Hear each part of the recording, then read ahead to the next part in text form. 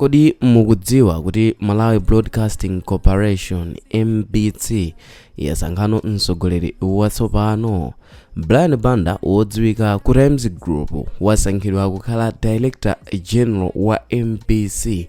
Yes, mpando umene udakhalapo a George Kasakula amene padakali pano akuyankha milandu yosiyanasiyana imene adapalamula mu nthawi ya udindowu.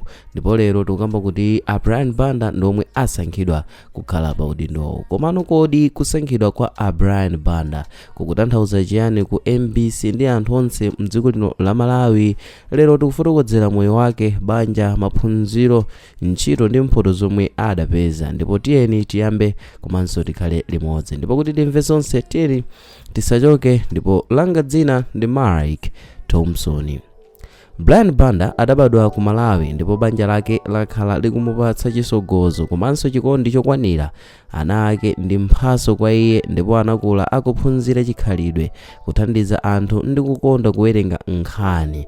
Banja lake lakhala likumupatsa mphamvu kuchokera pa moyo wake woyamba mpaka pano.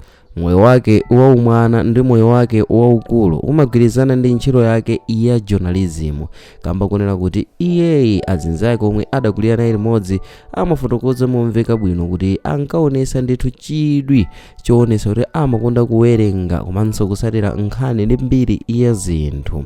Komano pa nkhani ya maphunziro ake palibe chiziwiso cha sukulu chomwe chidayikidwa mwachindunji maka pa intaneti, koma zomwe zimadziwika ndizona kuti adachitapo short leadership training ku Peking University kumeneko ndi ku China, komwe anapatsidwa scholarship. Ndipo maphunzirowa anamupasa luso la utsogoleri ndi kulemba nkhani zolondola. Zimenezi zinathandiza kuti akhale media professional wodziwika komanso wotsogola.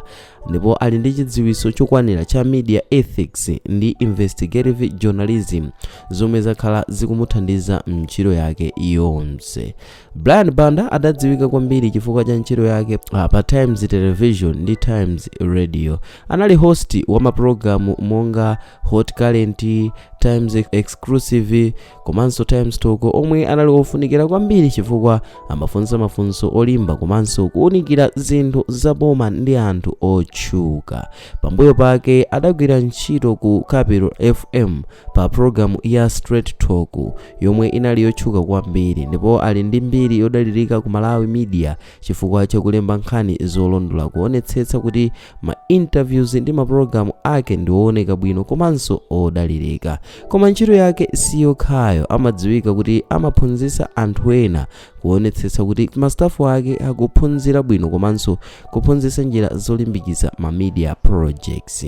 Ndipo mu August mu chaka cha 2020 Brian Banda anasankhidwa kukhala Presidential Press Secretary ku State House pansi pa President Lazarus Makikafe Chakwera. Ndipo udindo wake unali kulankhula ndi anthu ndi atolankhani pa nkhani zomwe zimakhudza boma komanso dziko lonse.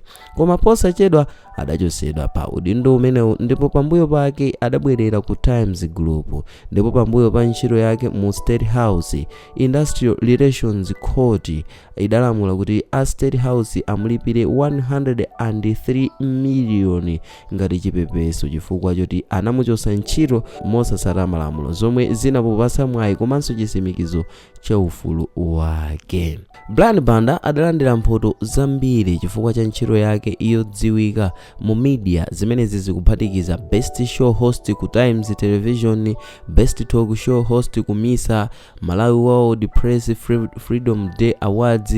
Ndipo izi zakhala zikusimikizira kuti ali ndi luso lofunsa mafunso olimba komanso kulankhula zinthu zomwe zimakhudza moyo wa anthu, komanso kuti amadziwika ndi anthu ambiri chifukwa cha ma interviews ake odalirika komanso olimbikitsa.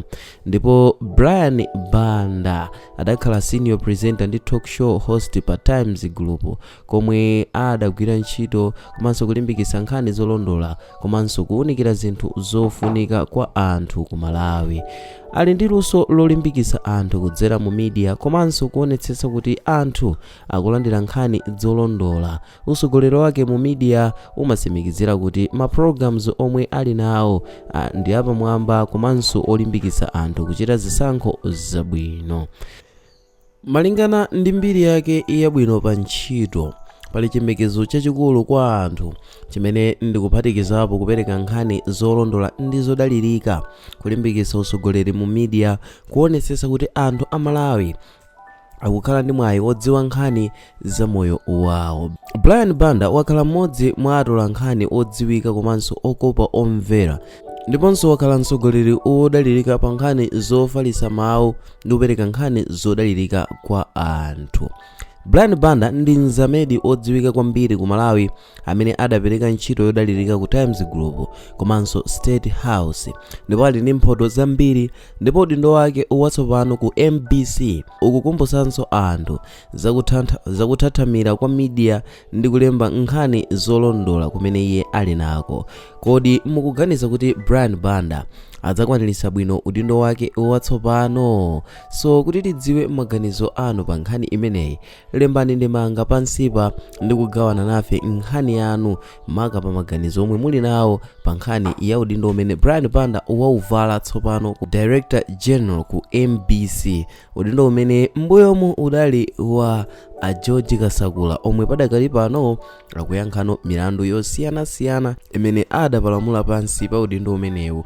Ndipo umodzi mwa milanduyi ndi nkhani yosagwiritsa bwino ntchito ofesi yawo, komanso kukhuzidwa pakatangale osiyanasiyana, komanso kusandutsa media ya boma kapena kuti nyumba yofalitsira nkhani ya boma ngati ya ndale. So tikhale tikumva komanso kudziwa zambiri, koma inu kodi mukuganiza kuti a Brian Banda abweretsa kusintha ku MBC?